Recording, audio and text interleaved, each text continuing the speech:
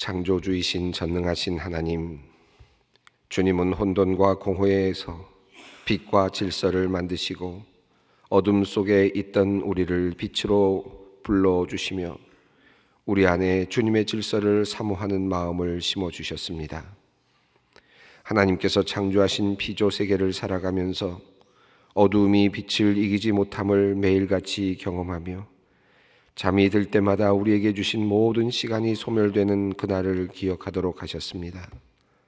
하나님, 이 세상의 모든 피조물들과 더불어 이 땅을 다스리시는 하나님께 영광과 찬송을 올려드립니다. 하나님께서는 정의로 다스리시니 모든 불의한 것들이 주님의 심판대 앞에서 모두 소멸될 것을 믿습니다. 하나님, 우리는 불완전하여 늘 넘어지오나 주님의 심판대 앞에서 감사함으로 설 수 있음은 주님께서 우리를 위하여 보혈을 흘려주셨기 때문입니다. 구원의 감격과 감사가 우리의 삶 속에서 끊어지지 않게 하여 주시옵소서. 하나님, 우리는 때로 사방으로 우겨쌈을 당할 때가 있습니다. 도둑과 같은 무리들이 우리의 귀중한 것을 훔쳐가기도 하고 강도와 같은 이들이 우리의 육신과 마음에 해를 끼치기도 합니다.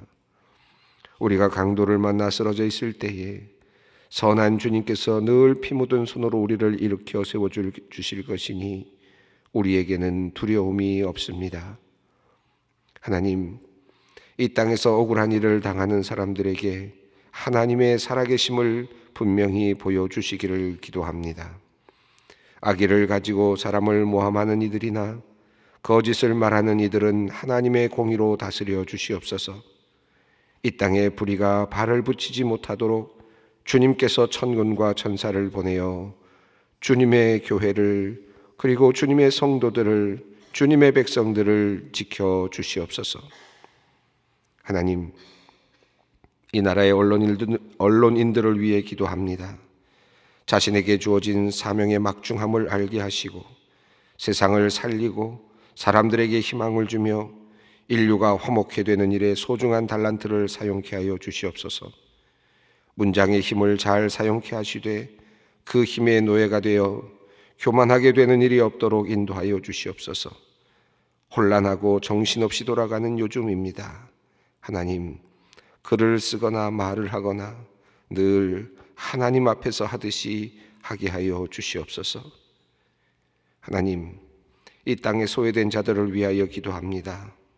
극빈자들, 장애인들, 소년, 소녀 가정들, 다문화 가정 등 아프고 약한 이들의 소리를 들으시는 하나님, 이들의 삶의 자리에 함께하여 주시어서 결핍과 외로움으로 인한 상처를 위로하여 주시옵소서.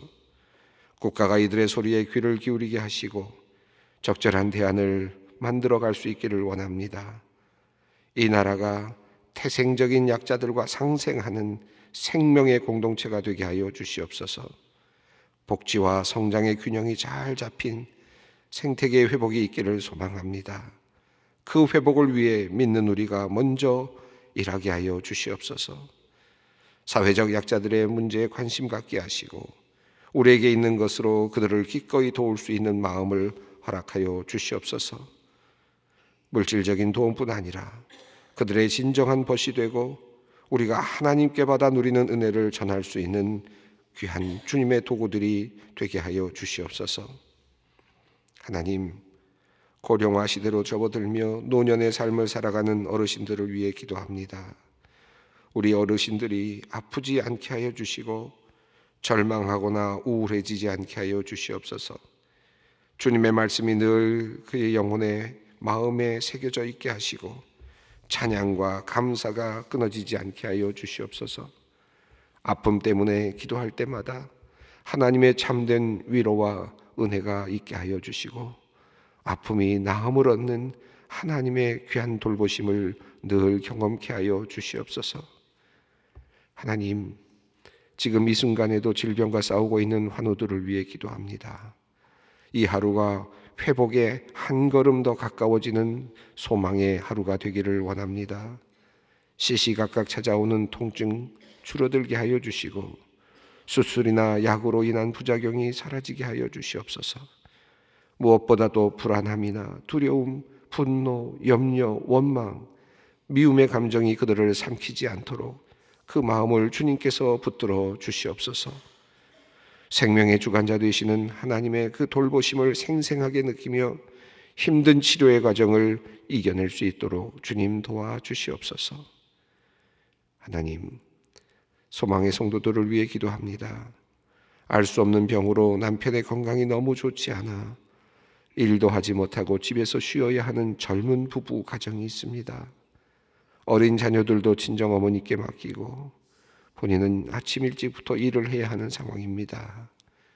이제는 어머니 건강마저 점점 약해져 눈물만 흘리고 있습니다. 주님, 주님의 긍휼과 도우심을 눈물로 간구하는 이 가정의 건강의 회복으로 주님 응답하여 주시옵소서. 아빠와 뛰어놀고 싶어하는 어린 자녀들의 소원을 주님 들어주시고 응답하여 주시옵소서. 부신 기능 저하증으로 인하여 넉 달째 통증을 느끼며 투병 중인 권사님이 있습니다. 체중도 급격하게 감소하여 두려움이 많아졌습니다. 하나님, 누구보다 간절히 교회에 나와 예배드리고 싶어하는 권사님의 그 마음을 주님께서 잘 아십니다. 빠른 회복과 온전한 치유가 주님의 선물로 우리 권사님에게 주어지게 하여 주시옵소서. 하나님, 수능을 20여일 앞두고 최선을 다해 준비하는 수험생 자녀들을 위해서 오늘도 기도합니다. 수시로, 정시로 또 이후에 진행되는 실기와 면접 준비하느라 분주한 일정을 소화하고 있는 우리의 자녀들을 주님께서 붙잡아 주시고 주님 강건케 하여 주시옵소서. 모든 입시 예정 가운데 순간순간 인도하시는 하나님의 손길을 느끼며 감사함으로 하나님과 함께 걸어가게 하여 주시옵소서. 하나님, 이제 하나님의 말씀 앞으로 나아갑니다. 주님의 임재 앞에 모세가 자신의 신을 벗었던 것처럼 주님의 말씀 앞에 우리가 우리의 계획과 고집을 내려놓기 원합니다. 주님 오셔서 우리에게 말씀하여 주시옵소서. 성령께서 역사하여 주시옵소서. 말씀하여 주실 말씀 기다립니다.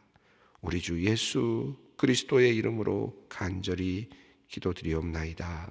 아멘. 하나님께서 오늘 우리에게 주시는 말씀 출애굽기 34장 10절로 17절까지 말씀입니다. 출애굽기 34장 10절로 17절까지 말씀 함께 우리가 봉독합니다. 여호와께서 이르시되 보라 내가 언약을 세우나니 곧 내가 아직 온 땅 아무 국민에게도 행하지 아니한 이적을 너희 전체 백성 앞에 행할 것이라. 내가 머무는 나라 백성이 다 여호와의 행하심을 보리니 내가 너를 위하여 행할 일이 두려운 것임이니라. 너는 내가 오늘 네게 명령하는 것을 삼가 지키라. 보라 내가 내 앞에서 아모리 사람과 가나안 사람과 헷 사람과 브리스 사람과 히위 사람과 여부스 사람을 쫓아내리니 너는 스스로 삼가 내가 들어가는 땅의 주민과 언약을 세우지 말라. 그것이 너희에게 올무가 될까 하노라. 너희는 도리어 그들의 제단을 헐고 그들의 주상을 깨뜨리고 그들의 아세라상을 찍을지어다. 너는 다른 신에게 절하지 말라. 여호와는 질투라. 이름하는 질투의 하나님이니라. 너는 삼가 그 땅의 주민과 언약을 세우지 말지니 이는 그들이 모든 신을 음란하게 섬기며 그들의 신에게 제물을 드리고 너를 청하면 내가 그 제물을 먹을까 함이며 또 내가 그들의 딸들을 내 아들들의 아내로 삼음으로 그들의 딸들이 그들의 신들을 음란하게 섬기며 내 아들에게 그들의 신들을 음란하게 섬기게 할까 함이니라. 너는 신상들을 부어 만들지 말지니라. 아멘. 출애굽기 34장을 지금 읽어가고 있습니다. 하나님께서 모세에게 이제 새로운 돌판을 가지고 올라와라라고 말씀하시면서 그 돌판에 이제 그 하나님의 그 명령을 다시 써주겠다라고 말씀을 하셨습니다. 그리고 모세가 올라올 때 하나님께서 모세에게 특별한 말씀을 주셨습니다. 지난 시간 우리가 살펴보았습니다마는 출애굽기 20장에 나오는 내용, 특별히 첫 번째로 하나님께서 계약을 맺으실 때 이스라엘 백성과 계약을 맺으시고 십계명을 주실 때의 내용과 조금 달라지고 있는 하나님의 모습을 우리가 발견할 수 있었습니다. 하나님께서는 나는 여호와라 자비롭고 은혜롭고 노하기를 더디하고 인자와 진실이 많은 하나님이다 라고 말씀하시면서 자비로우신 하나님에 대한 모습을 먼저 앞세우셨습니다. 그리고 인자를 천대까지 베풀겠다. 내 계명을 지키는 자에게 내가 그에게 은혜를 천대까지 내리겠다라고 말씀하셨던 20장의 말씀과는 조금 다르게 이 34장에서는 그냥 인자하심을 천대까지 내려주시겠다. 하나님의 인자하심으로 은혜롭고 노하기를 더디하시며 인자와 진실로 천대까지 우리 이스라엘 백성들을 하나님의 백성들을 살펴주시겠다는 무한하신 하나님의 은혜로운 모습을 보여주셨습니다. 그리고 더 나아가서 죄를 용서해 주시겠다라는 약속도 하나님께서 해 주셨습니다. 그리고 그러나 벌을 면제하지는 않겠다. 아버지의 악행을 자손 3, 4대까지 보응하겠다라는 그런 말씀을 하셨습니다. 이 34장에서는 20장과는 좀 다르게 죄의 용서와 그리고 책벌, 죄의 용서와 책벌이 20장에서는 그냥 하나로 묶여 있는 듯 보이는데 구별이 되지 않고 있는데 이 34장에는 죄의 용서와 벌을 받는 책벌 사이에는 분리가 일어나고 있는 것을 볼 수 있습니다. 그래서 하나님께서 죄를 용서해 주시겠다. 그러나 벌에 대해서는 그들이 담당을 해야 된다. 벌은 받아야 된다 하는 그런 말씀이죠. 죄 용서가 벌을 받지 않는 것처럼 우리는 하나로 묶어서 생각을 하는데 이 34장 말씀에서는 하나님께서 죄를 용서해 주신다. 그러나 우리가 감당해야 될 벌은 또 우리가 또 받아야 된다 하는 그런 둘을 나눠 가시는 그런 모습을 볼 수 있습니다. 그 레위기의 그 속죄와 관련된 그런 그 하나님의 명령에부터 보면 죄의 용서 그다음에 그 또 감당해야 될 책임 이 두 개는 나누어지는 것을 볼 수 있죠. 속건제사가 이제 대표적인 그런 것인데 속건제사 같은 경우는 물건을 훔치거나 또는 어떤 다른 사람의 재산상에 해를 입히거나 했을 때 하나님께서 이제 속건제사를 드리도록 그렇게 하십니다. 그런데 어떻게 하라고 하십니까? 속건제사를 드릴 때 하나님께서 만약에 내가 잘못했다 하는 사실을 알게 되고 하나님께 이 속건제사를 드려야 되겠다 하는 것을 마음을 먹게 되면 그 다음에 제일 먼저 하라는 게 뭐였습니까? 그것은 먼저 그에게 찾아가서 내가 어떤 사람의 돈을 훔쳤으면 그 훔친 사람에게 가서 그 돈을 갚아주고 그리고 나서 그 원금의 5분의 1을 더하여 그에게 주고 그러니까 20%에 해당하는 것을 덤으로 더 주어서 그 사람에게 내가 해를 끼쳤던 것을 먼저 해결하고 이게 이제 책벌에 해당되는 겁니다. 그리고 나서 하나님 앞에 가서 속건 제사를 드리라. 제사 자체 죄의 용서에 관련된 제사는 따로 구별이 됩니다. 그러니까 내가 책벌을 받아야 되는 부분하고 하나님께 죄의 용서함을 받는 부분이 이렇게 나누어지는 것을 볼 수 있습니다. 물론 전체가 다 속건 제사에 속합니다만은 내가 책임을 져야 되는 것과 하나님께서 우리의 죄를 용서해 주시는 것과의 사이에는 또 분명한 구별이 있어야 한다 하는 것이죠. 우리 기독교에서 늘 지금 우리가 오해하고 있는 것이 이 부분 아니겠습니까? 죄를 용서해 주신다 하는 것 때문에 하나님께 나와서 기도만 하고 하나님 잘못했습니다. 내 죄를 용서해 주십시오라고 기도하면 내가 빚진 것도 안 갚아도 되고 내가 다른 사람에게 해를 끼친 것도 다 상쇄되고 나는 그냥 무죄다. 그런 의미가 아닙니다. 우리 세상적으로도 그렇지만 우리가 한 인간으로서 다른 사람에게 해를 끼친 것에 대해서는 철저하게 그것을 보상하고 갚아야 되는 의무가 있는 거죠. 하나님께서는 거기다 플러스해서 5분의 1을 더해서 그것을 정리해야 된다. 이게 벌입니다. 책벌입니다. 그리고 나서 하나님께 용서를 구하는 것이거든요. 여기도 마찬가지인데 하나님께서 죄는 이제 용서해 주겠지만 그 벌에 대해서는 하나님께서 그대로 받아야 된다. 그만큼 죄를 짓지 않아야 된다는 의미입니다. 그런데 이 벌은 이 7절 말씀을 보면 아버지의 악행을 자손 3, 4대까지 보응하리라 라는 말씀을 하셨습니다. 이 벌이 단번에 나오지 않는다는 뜻이죠. 이 말을 다시 바꾸면 우리가 저 사람 벌 받아야 되는데 저 사람 벌 받아야 되는데 저 사람 벌 받겠다. 저건 분명히 죄다. 하나님 앞에서 큰 죄를 졌다. 이런 것들을 우리가 보게 되지 않습니까? 그러면 그 사람이 바로 좀 벌을 받으면 좋겠는데 그건 얼마나 좋아요.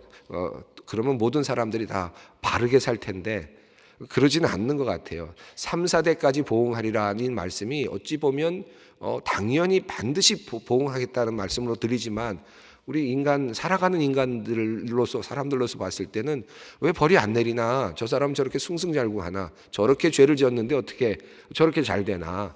저렇게 자꾸 올라가나? 높은 데로 올라가고 힘을 얻나? 이렇게 생각할 수 있지만 하나님께서는 그 악행을 자손 3, 4대까지 보응하겠다 라고 이렇게 말씀하십니다. 이것도 하나님께서 아주 많이 봐주신 것 같아요.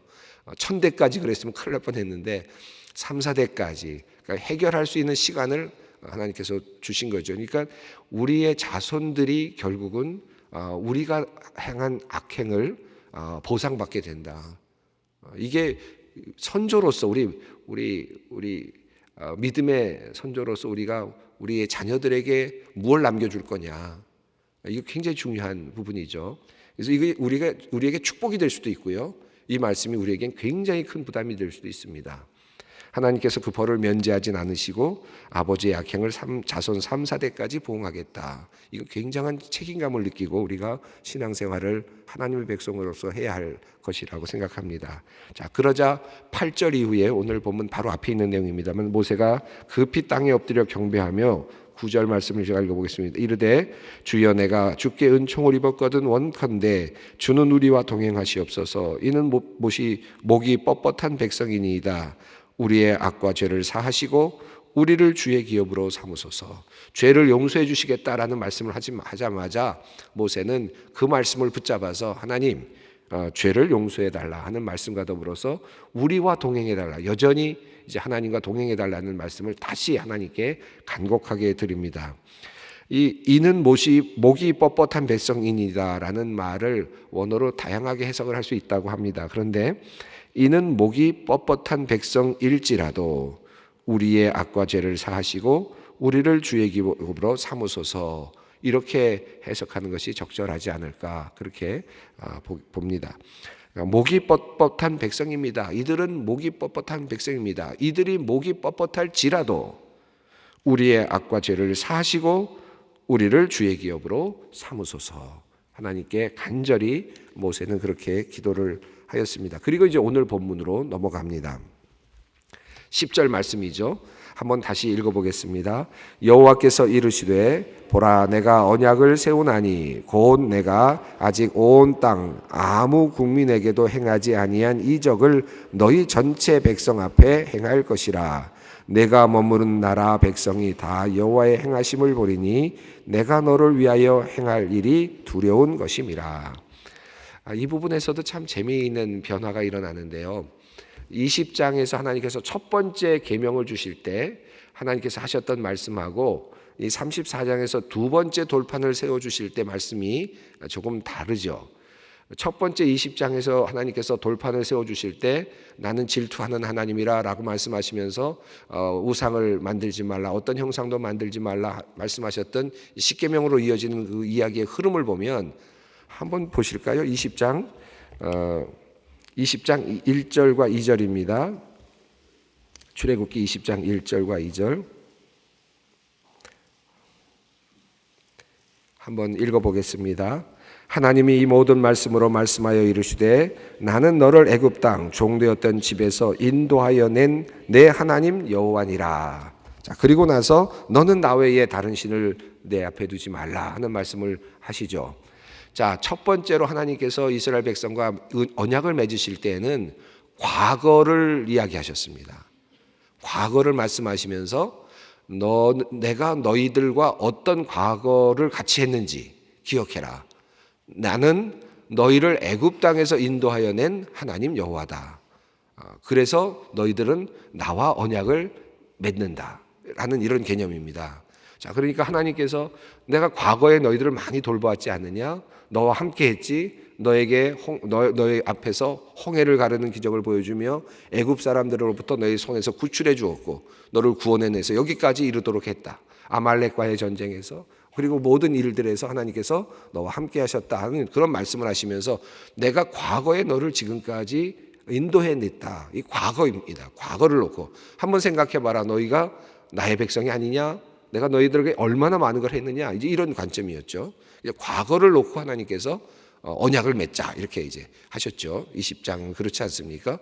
그런데 출애굽기 34장은 재미있게도 두 번째 언약을 맺으실 때는 또다시 나는 너 종되었던 애굽에서 너를 인도하여 낸 내 하나님 여호와니라 라고 말씀하시면서 내 계명을 지켜라 이렇게 하지 않으셨어요. 다른 말씀을 하셨는데 내가 이제 언약을 세운다. 너희들과 함께 언약을 세우자 라고 말씀을 하시면서 그런데 그 다음에 이제 아직 온 땅이 아무 국민에게도 행하지 아니한 이적을 너희 전체 백성 앞에서 행할 것이니라. 미래로 나갑니다. 자, 언약을 맺자 이제. 그런데 이제 언약은 미래다. 미래입니다. 과거 아닙니다. 과거는 이제 하나님께서 그냥 덮어두셨습니다. 이제 과거 더 이상 얘기하지 않습니다. 두 번째 돌판을 세우실 때는 미래를 약속하십니다.